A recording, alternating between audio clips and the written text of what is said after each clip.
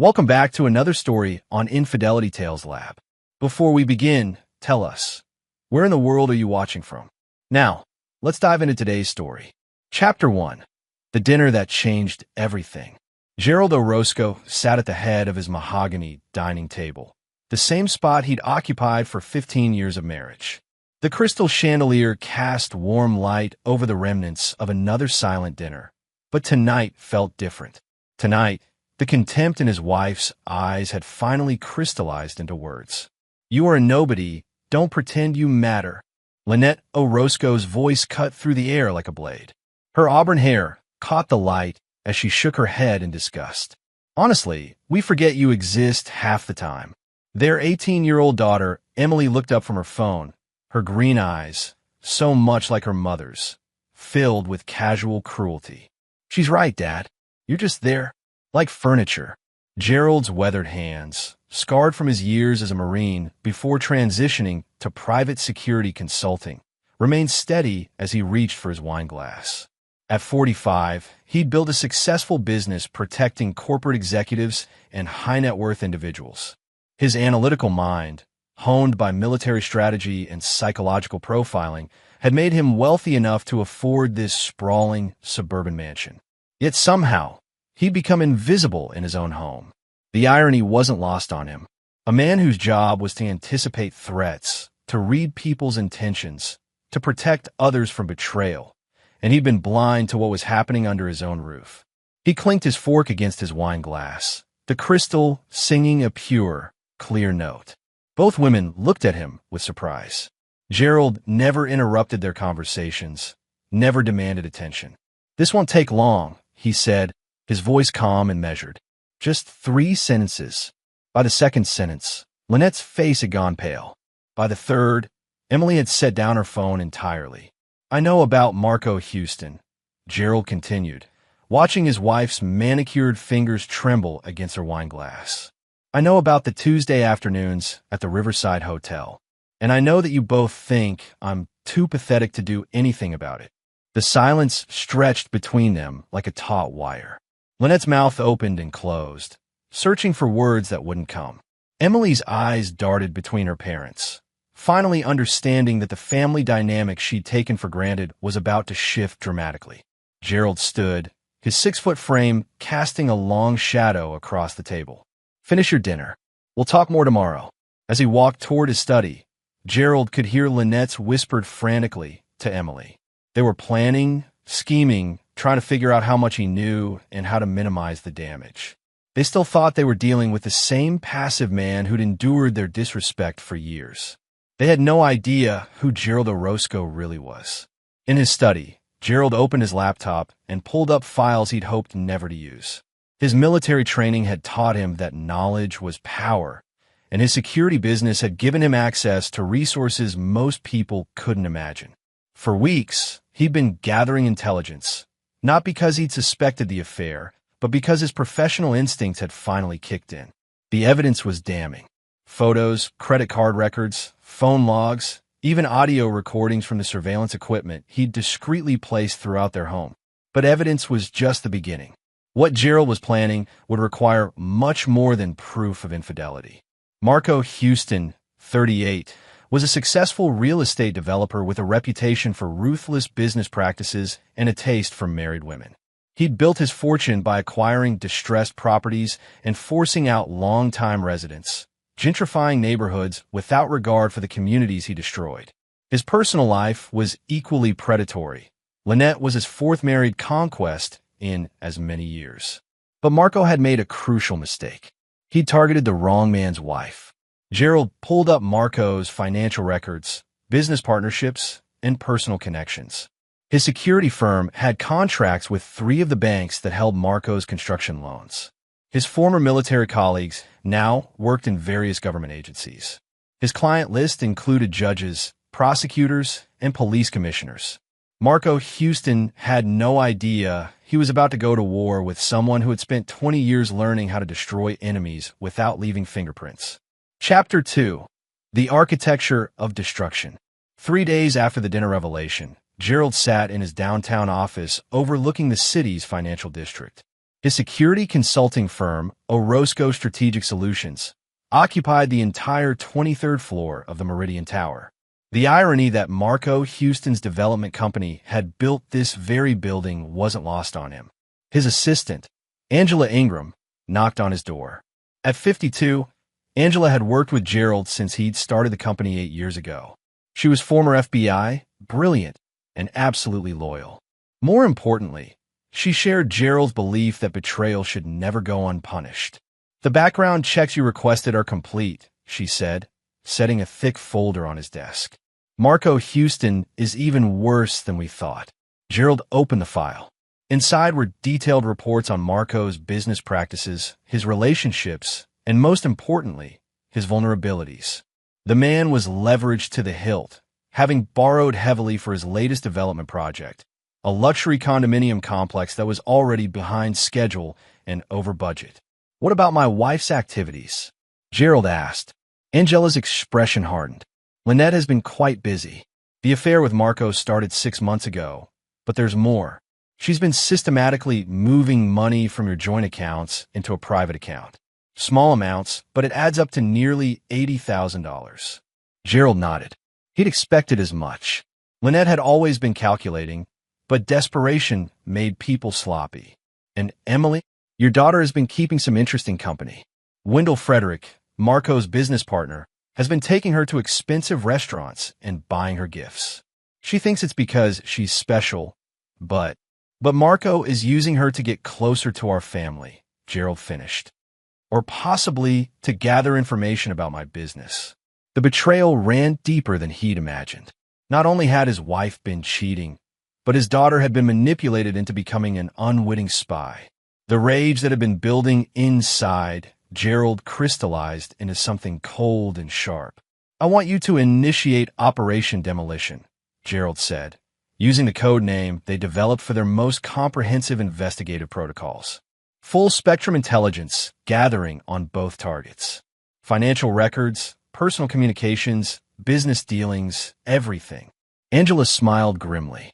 "It'll be my pleasure. What about the family situation?" "I'll handle that personally." Lynette and Emily still think they're dealing with the same man who's been rolling over for years. They're about to learn otherwise. That evening, Gerald returned home to find Lynette waiting in the living room, dressed in the black cocktail dress he'd bought her for their anniversary. Her strategy was obvious: seduce him into forgiveness and compliance. She'd used the same approach whenever she'd been caught in smaller lies over the years. "Gerald, darling," she began, her voice honey-sweet. "I think we need to talk about what you said the other night." "You're right," Gerald replied, settling into his leather armchair. "We do need to talk. First, about the $80,000 you've stolen from our accounts." Lynette's carefully composed expression flickered. "I don't know what you—" "Second," Gerald continued, "about Emily's relationship with Wendell Frederick. Did you know he's been reporting back to Marco about our conversations? About my work schedule? About when I'm traveling?" The color drained from Lynette's face. "You're being paranoid. Emily is just—" "Third," Gerald's voice dropped to a whisper that somehow seemed more threatening than shouting. "About the fact that you and your daughter have been treating me like a fool for months, possibly years, while planning to take half my assets in what you assumed would be an easy divorce." Lynette stood abruptly, her mask finally slipping. "You can't prove any of that. And even if you could, what are you going to do about it? You're not exactly the confrontational type, Gerald." Gerald smiled, and something in his expression made Lynette take a step backward. "You're absolutely right. I'm not confrontational. I'm something much worse. I'm patient. I'm thorough. And I never, ever forgive." As Lynette fled upstairs, Gerald poured himself a scotch and began making phone calls. By morning, the first phase of his plan would be in motion. Marco Houston's construction loans were about to be called in for routine audit. The City Planning Commission was going to discover some irregularities in the permits for his luxury condo project. And the IRS was about to receive an anonymous tip about some very interesting offshore accounts. But that was just the beginning. Gerald wasn't just planning to destroy Marco's business. He was going to dismantle his entire life, piece by piece, until the man understood exactly what it meant to cross the wrong person. Chapter 3. The Web Titans. 2 weeks later, Marco Houston sat in his glass-walled office, staring at a stack of legal documents that had arrived that morning. His hands shook as he reached for his phone to call his lawyer. "Jimmy, it's Marco. Tell me you have good news about these audit notices." Jimmy Perkins, Marco's attorney for the past 5 years, sounded exhausted. "I wish I did. The bank consortium is demanding full financial disclosure on all your current projects.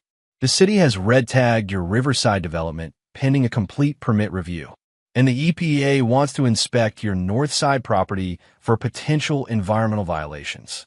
"That's impossible," Marco said, though his voice lacked conviction. "Everything was cleared through proper channels." "Marco, when was the last time you checked your offshore accounts?"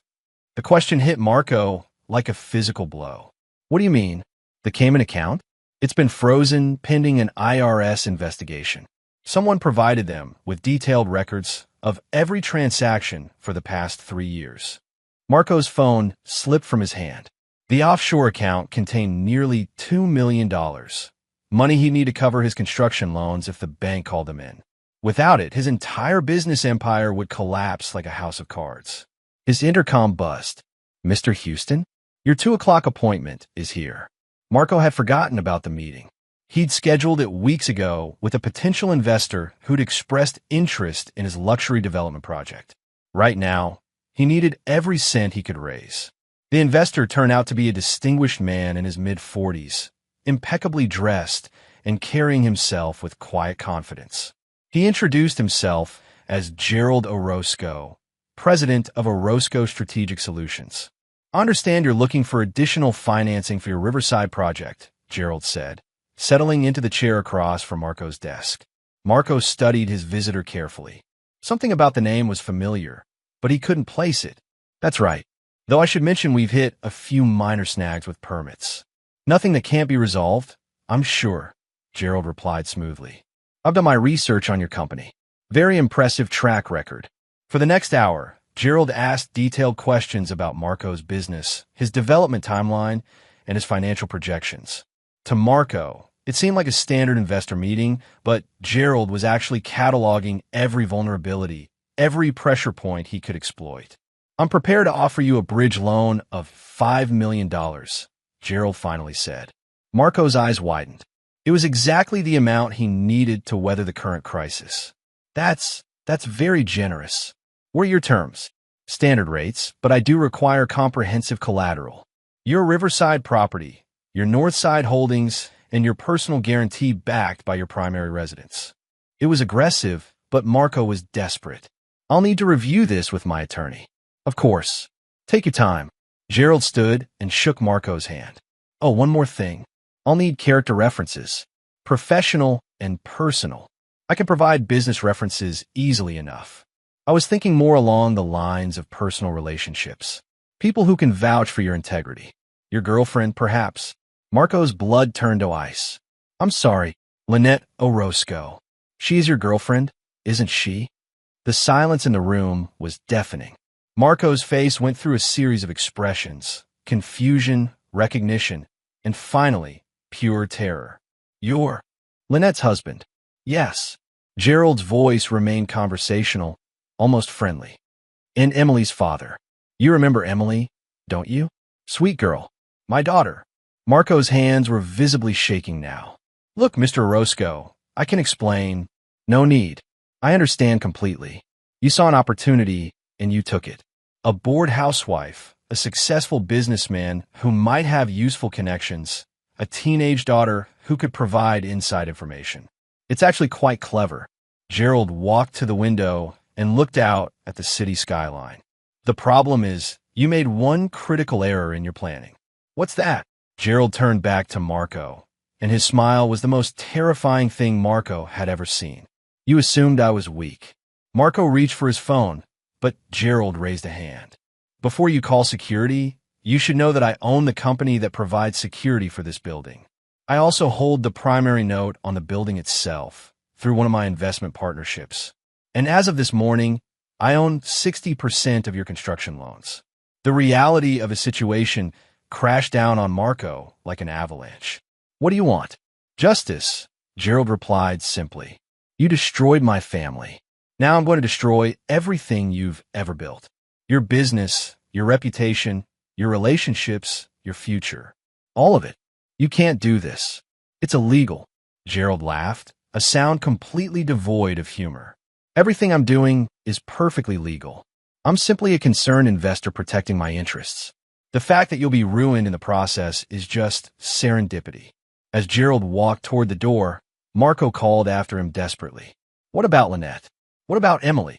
Gerald paused without turning around. What about them? They made their choices. They chose to betray me, to humiliate me, to treat me like I was nothing. Now, they get to live with the consequences. But they're your No, Gerald said quietly. Family doesn't betray family. Family doesn't steal from family. Family doesn't bring strangers into your home to destroy you from the inside. He finally turned back to Marco. They stopped being my family the moment they chose you over me. After Gerald left, Marco sat alone in his office as the weight of his situation settled over him. He was trapped in a web he hadn't even seen being woven around him. Every avenue of escape had been quietly closed off by a man he dismissed as a passive victim. For the first time in his adult life, Marco Houston understood what it meant to be hunted by someone more intelligent, more ruthless, and far more patient than himself. Chapter 4. The First Domino Falls. Within 48 hours of Gerald's visit to Marco's office, the real estate developer's world began to collapse in earnest. Gerald sat in his study at home, monitoring the destruction from multiple computer screens that tracked financial markets, legal filings, and news reports in real time. The first domino fell when Meridian Bank, the primary lender for Marco's Riverside project, officially called in his construction loan. The bank's decision was influenced by a routine audit that had mysteriously uncovered irregularities in the project's environmental impact assessments, irregularities that Gerald had carefully planted through his connections in the city planning office. Gerald's phone rang. It was Angela Ingram. Phase 1 is complete, she reported. Marco's scrambling to find alternative financing, but every major lender in the region has been quietly advised about his risk profile. His credit rating just dropped 60 points. What about his personal situation? Even better, Wendell Frederick, his business partner, has been asking uncomfortable questions about the company's financial stability. Our sources indicate they had a rather heated argument yesterday. Gerald smiled grimly. Wendell Frederick was the key to the second phase of his plan. Through Emily, Gerald had learned that Wendell was the ambitious junior partner who'd always resented Marco's control of their development company. A little pressure applied at the right time, and Wendell could be turned from ally to enemy. Arrange a meeting with Frederick, Gerald instructed. Use the Morrison Hotel's account as bait. He'll be interested in a contract that large. Gerald's security firm had recently signed a deal to provide comprehensive security services for Morrison Hotel's expansion into the region. It was a $20 million contract that would require significant subcontracting for construction and renovation work. Wendell Frederick would see it as a lifeline for his sinking partnership with Marco. That evening, Gerald returned home to find chaos. Emily was crying in the living room while Lynette paced frantically, her phone pressed to her ear. From the fragments of conversation he could hear, Lynette was trying to reach Marco, who had apparently stopped answering her calls. Don't understand what's happening, Lynette was saying. He's supposed to meet me tomorrow night, but his assistant says he's in meetings all week. She noticed Gerald standing in the doorway and quickly ended the call. Daddy, Emily sobbed, looking up at him with red-rimmed eyes. Something terrible is happening. Wendell says Marco's company is in trouble. He says they might lose everything. Gerald felt a momentary pang of sympathy for his daughter. She was 18, legally an adult, but still naive about the adult world of consequences and betrayal. Unlike her mother, Emily's involvement in the affair had been passive. She'd been manipulated rather than being a willing participant. But that didn't absolve her of the cruelty she'd shown him, the casual dismissal, the way she'd treated him like furniture in his own home. These things happen in business, Gerald said neutrally. People make bad decisions and pay the price. Lynette's eyes flashed with anger. You're enjoying this, aren't you? You did something to Marco. I'm a security consultant, Not a wizard, Gerald replied. I can't make loan officers call in notes or environmental inspectors find code violations. If Marco's business is failing, it's because he built it on a foundation of poor decisions. The truth was that Gerald had done exactly those things, but his methods were untraceable. Every pressure point he'd activated had been through legitimate channels. Bank audits that revealed real irregularities he'd helped create, permit reviews that found violations he'd carefully orchestrated, and financial investigations that uncovered actual problems he'd manipulated into existence. You're lying, Lynette accused. You found out about us, and you're trying to destroy him. Gerald looked at his wife with genuine curiosity. And if I was, what exactly would you do about it? The question hung in the air like a challenge. Lynette had no answer because she had no power. For 15 years, she'd enjoyed the benefits of Gerald's success while contributing nothing to it. She'd lived in his house, spent his money, and enjoyed his protection without ever considering what would happen if she lost his goodwill. Now she was finding out. I want a divorce, Lynette declared, as if it were a threat rather than exactly what Gerald wanted. Of course you do, Gerald agreed. File the papers whenever you're ready. I'm sure your attorney will explain the implications of adultery in this state's divorce laws. Lynette's face went pale. She'd clearly been counting on Gerald's passive nature to ensure a favorable settlement. The realization that he might actually fight back had apparently never occurred to her. You can't prove anything, she said, but her voice lacked conviction. Gerald pulled out his phone and played a brief audio clip. Lynette's voice filled the room, crystal clear as she spoke intimately to Marco about their plans to take half of Gerald's assets in the divorce. The recording had been made in their own bedroom 3 weeks earlier. I have hours of recordings, Gerald said matter-of-factly. Video surveillance, financial records, and testimony from several witnesses who can verify the timeline of your affair. Your attorney is welcome to review the evidence at his convenience. Emily had stopped crying and was staring at her parents with growing understanding. Mom, what did you do? Nothing that your father hasn't done, Lynette snapped. He's been emotionally absent for years. He's obsessed with his work. He never talks to us. He treats us like we're not even here. So you decided to steal money and sleep with another man, Gerald observed. That's certainly a proportional response to having a workaholic husband. The cruelty in Gerald's voice was subtle but unmistakable. He was dismantling Lynette's justifications as methodically as he was dismantling Marco's business empire. What happens now? Emily asked quietly. Gerald looked at his daughter with something that might have been regret. Now you both learn that actions have consequences. Your mother chose to betray our marriage vows.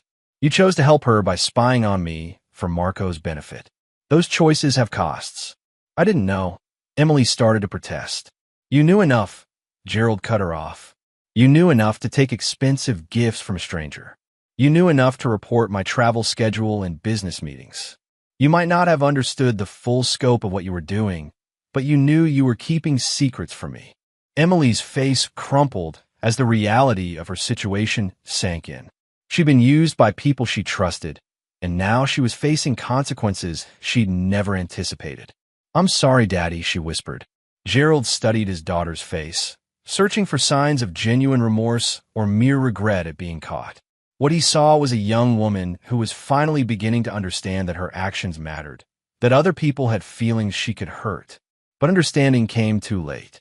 The damage was done, and Gerald Orozco was not a man who forgave betrayal, even from his own blood. Chapter 5. The Partner's Gambit. Wendell Frederick arrived at Gerald's office building the next morning dressed in his most expensive suit, clearly hoping to make a strong impression. At 35, Wendell was ambitious, ruthless in his own way, and increasingly desperate as he watched his partnership with Marco Houston crumble around him. Gerald had done his research. Wendell came from old money that had been squandered by his parents' poor decisions and extravagant lifestyle. The development partnership with Marco had been his chance to rebuild his family's fortune, but Marco's recent troubles threatened to drag them both down. Mr. Orozco, Wendell said, shaking Gerald's hand with the firm grip of a man trying to project confidence he didn't feel. Thank you for seeing me on such short notice. Please sit down. Gerald gestured to the leather chairs arranged around a small conference table.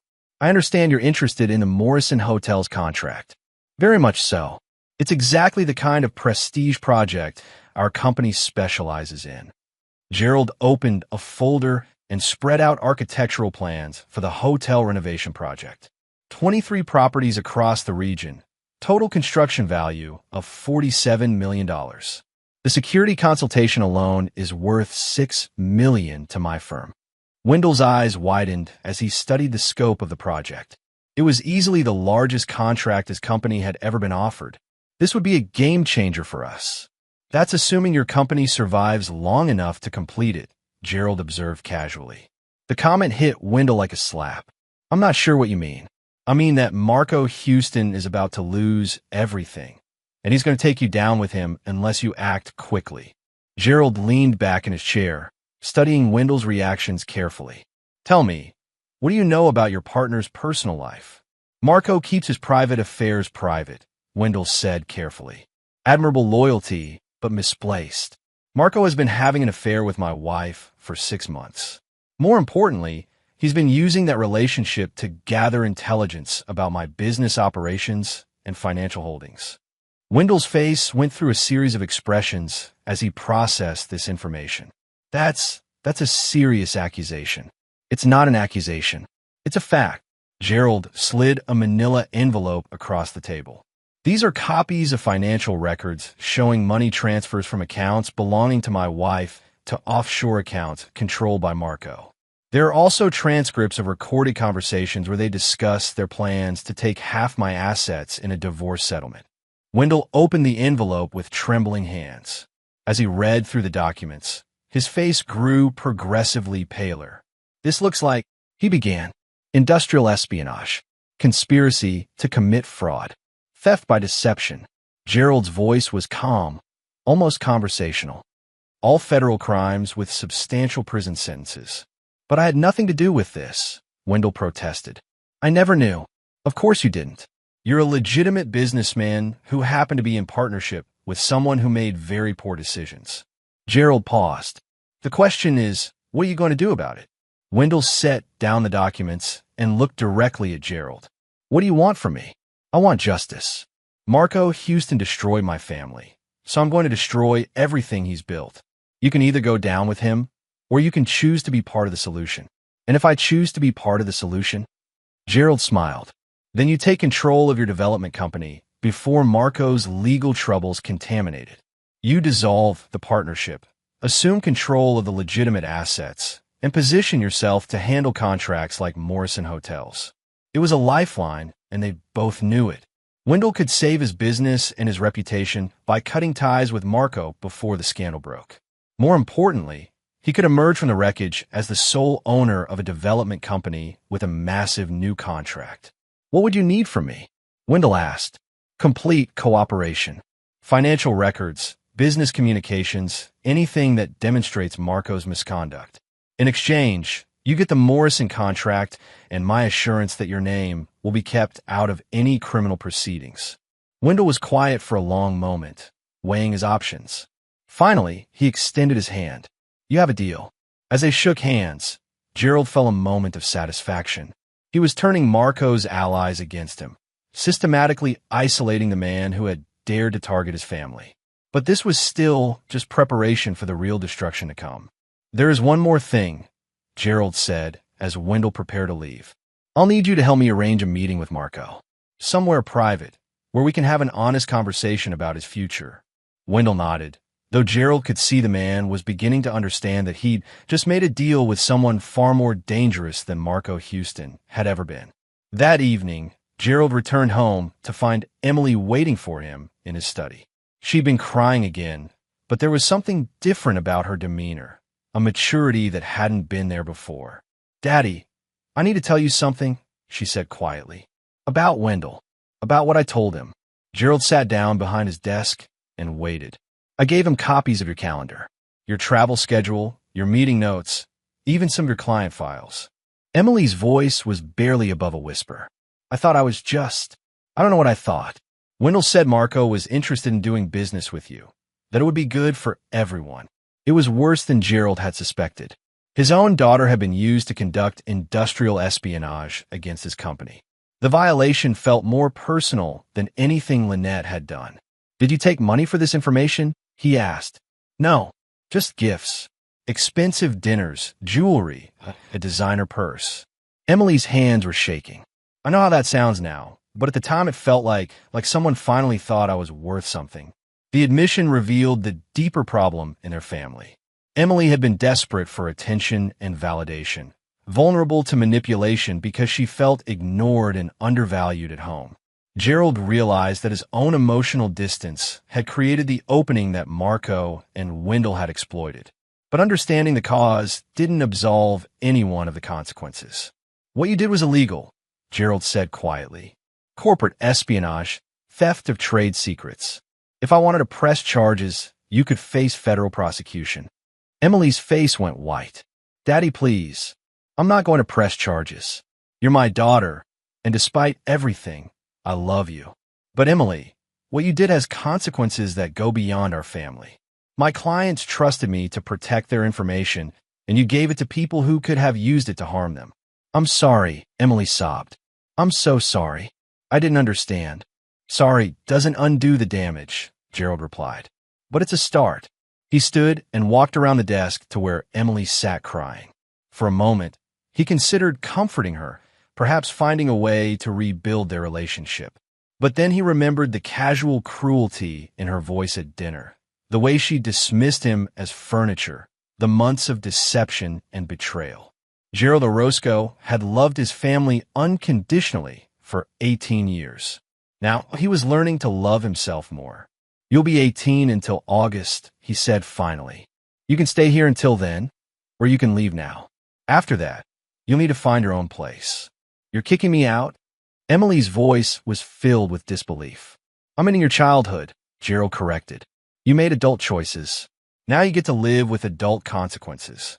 As he left Emily crying in his study, Gerald felt something he hadn't experienced in years: complete clarity about his priorities. His family had betrayed him, used him, and discarded him. Now it was time for them to learn what life was like without his protection and support. The game was far from over, but Gerald was no longer playing defense. Chapter 6: The Trap Closes. Marco Houston stood in the abandoned warehouse on the outskirts of the industrial district, feeling like a man walking to his own execution. Wendell had arranged this meeting, claiming it was their only chance to negotiate with Gerald Orozco before the situation spiraled completely out of control. The warehouse belonged to one of their former development projects, a property they'd purchased for renovation but never completed due to financing problems. It seemed fitting that Marco's empire might end in the same place where it had begun to falter. Gerald arrived exactly on time, accompanied by Angela Ingram and two other men Marco didn't recognize, but had the unmistakable bearing of former law enforcement. The message was clear. Gerald was prepared for any eventuality. "Thank you for coming," Gerald said, his voice echoing in the empty space. "I thought we should have an honest conversation about your situation." Marco tried to project confidence he didn't feel. "I'm not sure what you think you've accomplished, but I have lawyers. Your lawyers are currently explaining to federal investigators why your offshore accounts receive payments from my wife's personal checking account," Gerald interrupted. "They're also trying to determine whether the industrial espionage charges will be filed in state or federal court." The mention of espionage made Marco's blood run cold. "I don't know what you're talking about." Gerald nodded to Angela, who opened a briefcase and removed a stack of documents. "These are copies of my company's client files. Confidential security assessments, travel schedules for protected individuals, even architectural plans for facilities we're securing. All of this information was found on your personal computer." Marco's mind raced. He'd never seen those documents before in his life. "That's impossible. I never." "Emily Orozco provided you with this information over a period of 6 months, Gerald continued. "My daughter, whom you manipulated through your business partner, gave you access to classified information that could have been used to harm my clients." The trap was beginning to close around Marco, and he finally understood the scope of Gerald's plan. This wasn't just about the affair or the money. Gerald was constructing a federal case for espionage and conspiracy. You planted that evidence, Marco accused. Did I? Or did you simply underestimate how thoroughly I document everything in my business? Gerald's smile was razor sharp. The beauty of the situation is that it doesn't matter.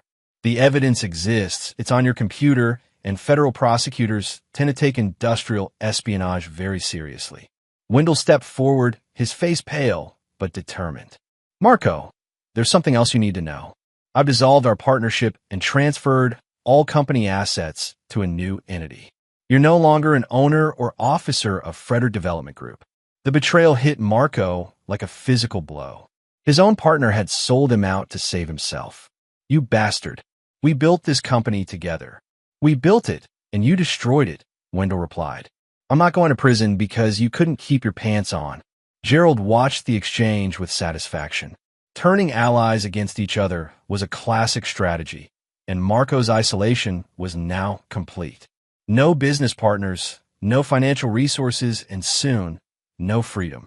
What do you want? Marco asked, finally accepting the reality of his situation. I want you to understand what you've done, Gerald replied. You didn't just have an affair with my wife. You systematically attacked my family, my business, and my reputation. You used my own daughter against me. You stole my money and my confidential information. You turned my home into a battlefield. Gerald began walking slowly around Marco, like a predator circling wounded prey. Do you know what I do for a living, Marco? I protect people from threats.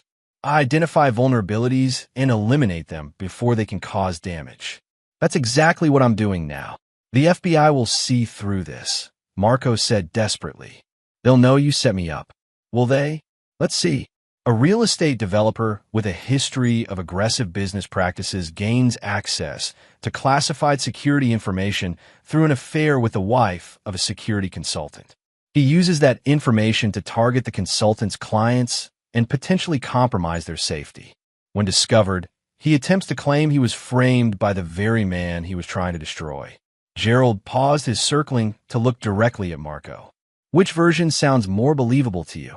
The warehouse fell silent except for the sound of Marco's labored breathing. He was trapped in a narrative of Gerald's creation, and every attempt to escape would only make him look more guilty. There is one alternative, Gerald said finally. What? You disappear. Tonight. Leave the country. Never contact my wife or daughter again, and never return. In exchange, I'll make sure the federal investigation loses momentum. It was an offer of exile rather than prison, but Marco could see the trap within the trap. And if I refuse? Then tomorrow morning, the FBI receives a complete dossier on your activities, including evidence of additional crimes I haven't mentioned yet. Industrial espionage, money laundering, tax evasion, and conspiracy to defraud. You'll spend the next 20 years in federal prison. Marco looked at Wendell, hoping for some sign of support or alternative, but his former partner was staring at the floor. The man who had once been his closest ally was now actively helping to destroy him. How do I know you'll keep your word? Marco asked. You don't, Gerald replied simply. But you know with absolute certainty what happens if you stay. The choice wasn't really a choice at all. Marco could flee the country and hope Gerald honored their agreement, or he could stay and face certain prosecution. Neither option offered him any real future, but one at least offered him freedom. I'll need time to arrange. You have 6 hours, Gerald cut him off. There's a private jet waiting at the municipal airport. It will take you to a non-extradition country where you can start over with whatever assets you've managed to hide offshore. As Marco stumbled toward the warehouse exit, broken and defeated, Gerald felt a moment of genuine satisfaction. The man who had dared to attack his family was being systematically erased from existence. His business destroyed, his reputation ruined, his freedom forfeit. But the game wasn't over yet. Marco had been the weapon, but Lynette had been the one who chose to use it. And Emily had been the one who loaded it with ammunition. It still had prices to pay. Chapter 7. The Exile's Price. 6 hours later, Marco Houston sat in the cabin of a private jet flying toward a destination he couldn't even pronounce. Gerald had been true to his word. The plane was waiting, fueled, and ready, with a pilot who asked no questions and requested no identification beyond a passport that had been waiting for Marco in an envelope on his seat. But as the lights of his former life disappeared below the clouds, Marco began to understand the true genius of Gerald's revenge. He wasn't just being exiled, he was being erased. His business was gone, his assets frozen or transferred, his reputation destroyed. Even if he somehow managed to return to the United States, there would be nothing left for him. Meanwhile, Gerald stood in his study, watching news reports of Marco's mysterious disappearance on his computer screens. The story was already spreading through the real estate community. Successful developer vanishes overnight, leaving behind a company in ruins and a trail of suspicious financial transactions. Angela Ingram knocked on his door. The FBI called off their investigation, she reported. With the primary suspect fled, they're treating it as a closed case. They did ask if we wanted to pursue civil damages. No need, Gerald replied. Justice has been served. But even as he said it, Gerald knew the statement wasn't quite true. Marco had been neutralized, but the betrayal of his family remained unresolved. Exile was too easy an escape for the people who had lived in his house, taken his money, and stabbed him in the back while he slept beside them. Lynette chose that moment to burst into his study without knocking, her face flushed with rage and desperation. What did you do to Marco? He's gone, vanished, and his company says he's no longer employed there. I imagine he decided to explore new opportunities, Gerald said mildly. The real estate market can be quite volatile. Don't play games with me. Lynette's voice cracked with hysteria. I know you did something to him. You destroyed his business, you ruined his life, and now he's gone. Gerald looked at his wife with something approaching pity. You're absolutely right. I destroyed Marco Houston as thoroughly as I knew how. I dismantled his business, seized his assets, turned his allies against him, and finally gave him a choice between exile and imprisonment. The casual confession stunned Lynette into silence. She'd expected denials, not matter-of-fact admissions. The question, Gerald continued, is what you're going to do about it. Lynette's anger flared again. I'm going to tell everyone what you did. I'm going to expose you as the monster you really are. Please do, Gerald encouraged. Tell people that your husband discovered your affair and responded by legally destroying your lover's business empire. Tell them that the man you betrayed fought back instead of rolling over. Tell them that Gerald Orozco isn't the weak, passive victim you thought he was. For the first time, Lynette seemed to understand that she'd been living with a stranger for 15 years.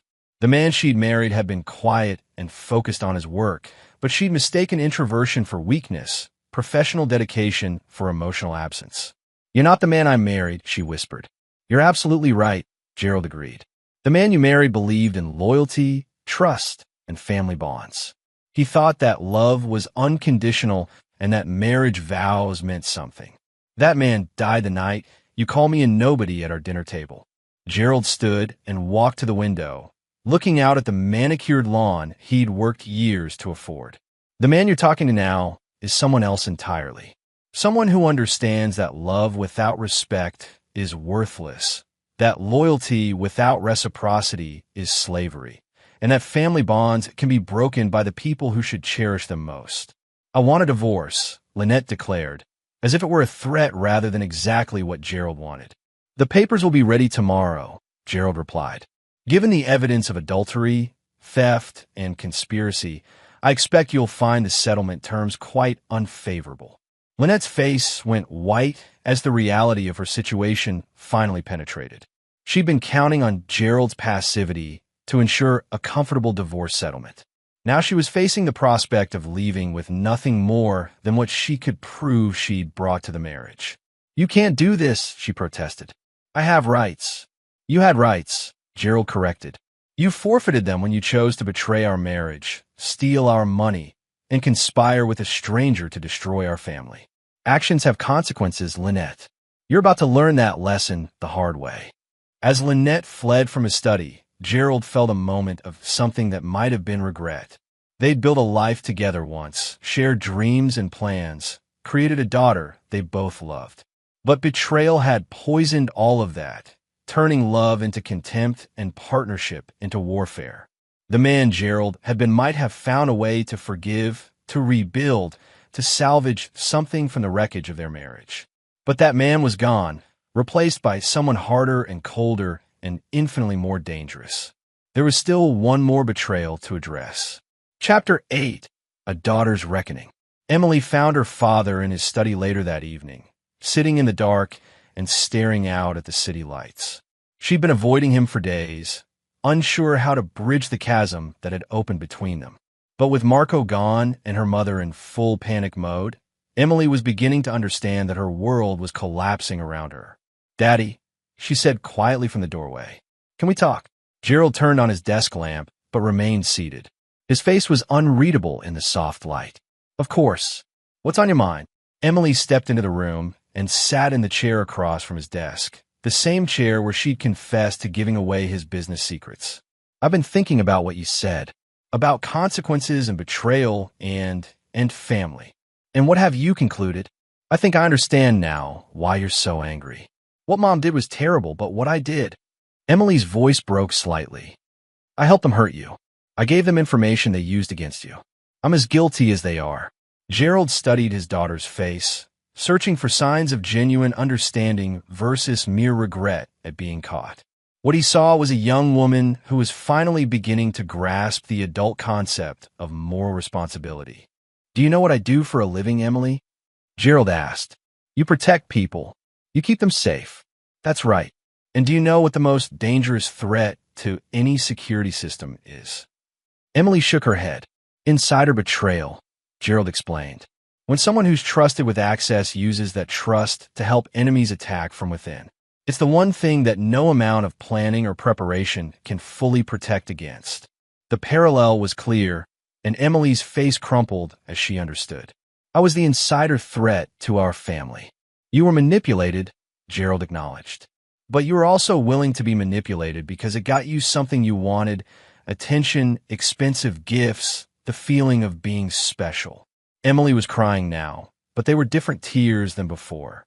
Not the tears of a child being punished, but the tears of someone finally understanding the true weight of their actions. "Is there any way to fix this?" she asked.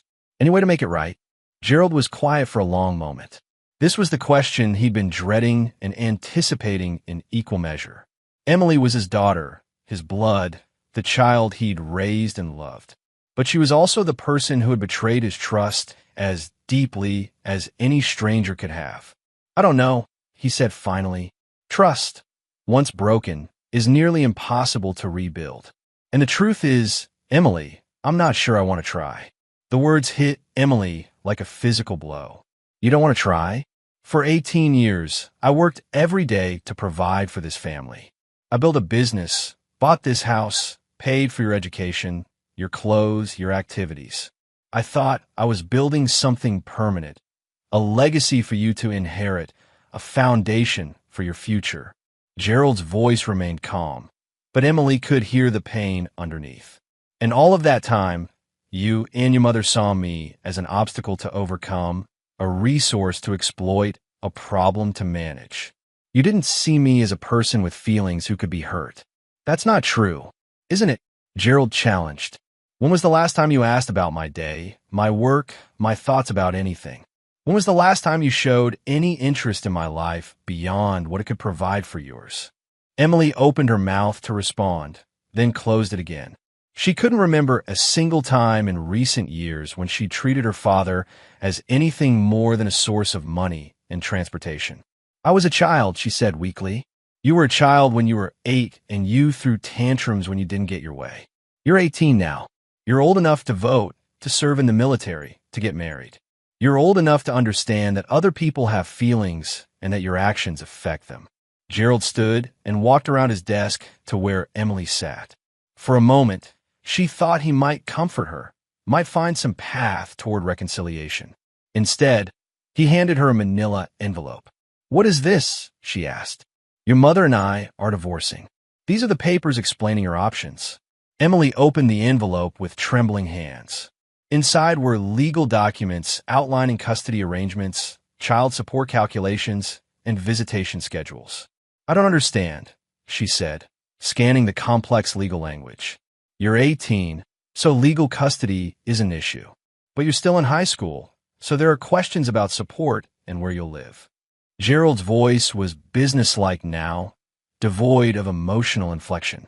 Your mother will receive minimal spousal support given her adultery and theft. She'll need to find a job and a place to live. Emily's face went pale as she understood the implications. You're cutting us off. I'm into my financial responsibility for people who have shown me nothing but contempt and betrayal. Your mother can support herself, and you can learn to do the same. But what about college? What about my future? What about it? You're an adult now. Your future is your responsibility.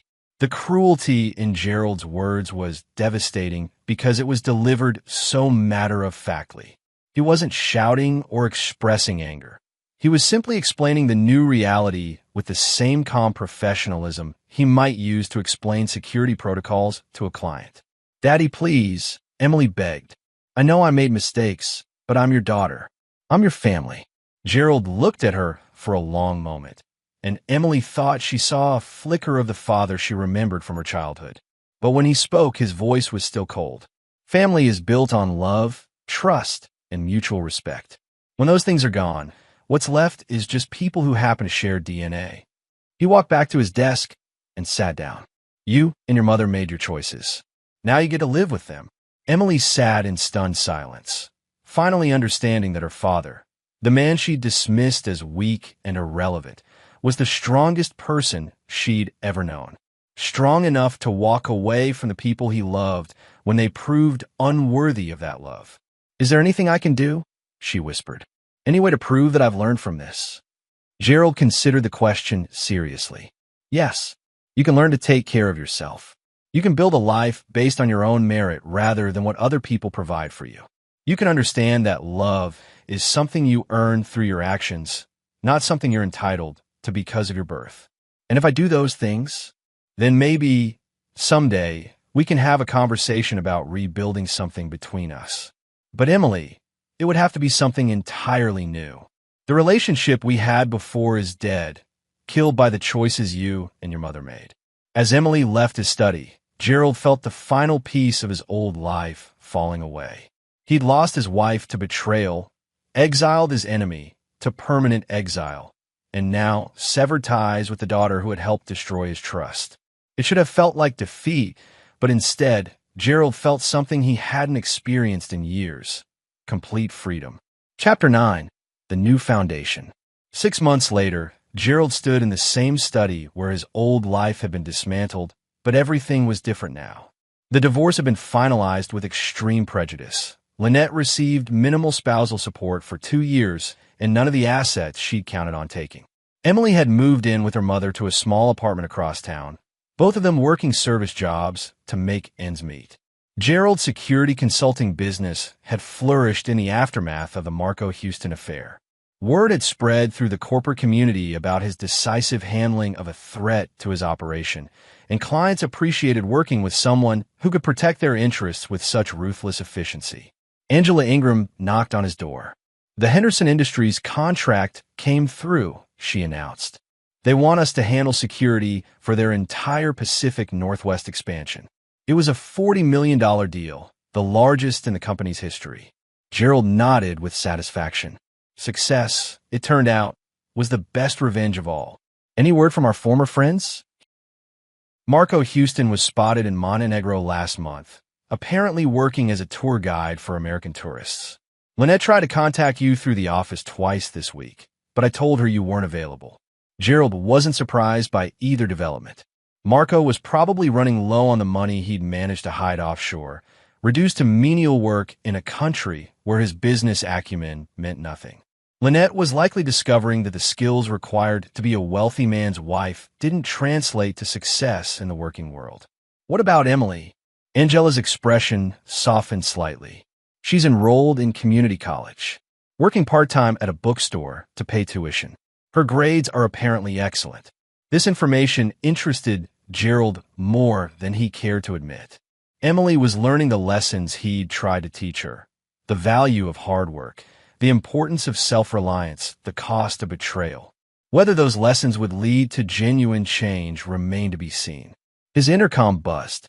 Mr. Orozco? There's someone here to see you. She says she's your daughter. Gerald felt a moment of surprise. Emily had tried to contact him several times over the past 6 months, but he'd refused all communication. The fact that she'd come to his office suggested either desperation or determination. Send her in. Emily entered the room looking like a different person than the teenager who'd lived in his house. She was thinner, her clothes were inexpensive but clean, and she carried herself with a maturity that hadn't been there before. Most importantly, her eyes held something Gerald hadn't seen in years: genuine respect. "Hello, Daddy," she said quietly. "Thank you for seeing me." Gerald gestured to the chair across from his desk. "What can I do for you?" "I wanted to tell you about school and work and what I've learned over the past few months." For the next hour, Emily talked about her life, the challenge of working while attending college, the humiliation of living in a cramped apartment after years in a mansion, the difficulty of making friends when you could no longer afford the lifestyle of your peer group.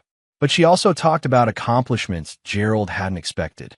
Dean's List grades despite working 30 hours a week, a promotion at the bookstore to assistant manager, a growing understanding of literature and philosophy that had come from actually reading books rather than just owning them. "I understand now what you were trying to teach me," Emily said finally, "about consequences and responsibility and earning what you have instead of just expecting it." Gerald listened without interruption, studying his daughter's face for signs of manipulation or false sentiment. What he saw was genuine growth, the transformation of a spoiled teenager into a young woman who was learning to navigate the world on her own merit. "What do you want from me?" he asked finally. "Nothing," Emily replied, and the answer surprised him. "I'm not here to ask for money or help or forgiveness. I'm here because I wanted you to know that the lessons you taught me weren't wasted." It was the first time in her life that Emily had come to him without wanting something, and Gerald found himself genuinely moved by the gesture. "And your mother?" he asked. Emily's expression hardened slightly. "Mom is still angry. She blames you for everything that happened, says you overreacted to what she calls a minor indiscretion. She thinks I should hate you for cutting us off. But you don't. No, I think you did exactly what you should have done. We betrayed you, stole from you, and treated you like garbage in your own home. The fact that you didn't destroy us completely shows more mercy than we deserved." Gerald was quiet for a long moment. The daughter sitting across from him bore little resemblance to the girl who'd called him furniture at their dinner table. This Emily understood accountability, respected strength, and had learned to value what she'd earned rather than what she'd been given. "Are you asking for a relationship?" he said finally. "I'm asking for the chance to build one. Not based on what we used to have, but on who we are now." Emily met his eyes directly. "I know I don't deserve it. I know you don't owe me anything. But if you're willing to try, I'd like to prove that I'm worthy of being your daughter." It was exactly the right answer, acknowledging fault without making excuses, asking for opportunity without demanding entitlement. Gerald realized that his punishment had accomplished something he'd never expected. It had forged his spoiled child into someone who might actually be worth respecting. "We'll start slowly," he said finally. "Dinner once a month. You pay your own way, we talk about your life and goals, and we see if there's something real to build on." Emily's face lit up with genuine joy. "Thank you, Daddy. I won't disappoint you again." "No," Gerald agreed, "you won't. Because now you understand the cost of disappointment." As Emily left his office, Gerald reflected on the strange journey that had brought him to this point. He'd lost a wife who'd never truly valued him, exiled an enemy who'd dared to attack his family, and severed ties with a daughter who'd betrayed his trust. But from the wreckage of those relationships, something new might be emerging, a connection based on mutual respect rather than obligation, on earned trust rather than assumed loyalty. Gerald Orozco had learned that love without respect was worthless, that loyalty without reciprocity was slavery, and that sometimes the people you love most are the ones who hurt you deepest. But he'd also learned that strength could triumph over betrayal, that justice could prevail over manipulation, and that sometimes the most loving thing you can do is teach people the true cost of their choices. The man who'd been dismissed as a nobody had proven himself to be someone who mattered very much indeed. And in the end, That was the only victory that truly counted. As Gerald looked out at the city lights from his office window, he raised his glass in a silent toast. Not to revenge, which was a temporary satisfaction, but to the much more lasting achievement of self-respect. He'd built a new life on the ashes of the old one. And this time, he'd built it for himself. The glass clinked once against the window, a clear, pure note that rang out into the night like a promise that Gerald Orozco would never again allow anyone to make him feel like nothing. He was somebody, and he'd made sure everyone who mattered knew it. And there you have it. Another story comes to an end. What did you think? I'd love to hear your thoughts in the comments below. If you enjoy this story, consider joining our community by subscribing. It means the world to us. For more stories like this one, check out the recommended videos on screen, and I'll see you there.